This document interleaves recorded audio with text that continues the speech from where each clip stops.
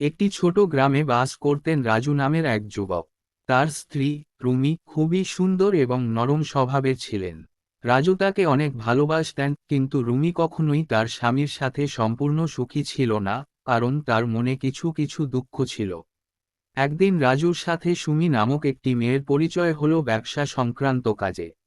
সুমি ছিল একজন মেধাবী, সুরেলা এবং হাস্যোজ্জ্বল মেয়ে, এবং তার সাথে রাজুর বন্ধুত্ব গড়ে উঠল। কিছুদিন পর রাজু এবং সুমি একে অপরের প্রতি বিশেষ অনুভূতি অনুভব করতে শুরু করলেন। রাজু নিজের দাম্পত্য জীবনে কিছু অভাব বোধ করছিলেন, এবং সুমি তার সেই অভাব পূর্ণ করার চেষ্টা করছিল। সুমি রাজুর জীবনে প্রবেশ করাই তার স্ত্রী রুমি রাজুকে সন্দেহ করতে লাগল। একসময় রুমি সবকিছু জানতে পারলেন এবং অনেক কষ্ট পেলেন। তিনি সিদ্ধান্ত নিলেন তিনি তার স্বামীকে নিয়ে নতুনভাবে জীবন শুরু করবেন। রাজু বুঝতে পারলেন একটি সম্পর্কের মধ্যে বিশ্বাস আর ভালোবাসা খুব গুরুত্বপূর্ণ। এভাবেই সতীনের জন্য স্বামী ও স্ত্রীর মধ্যে সম্পর্কের টানাপোড়েন সৃষ্টি হল, যা তাদের জীবনে অনেক শিক্ষা এনে দিল।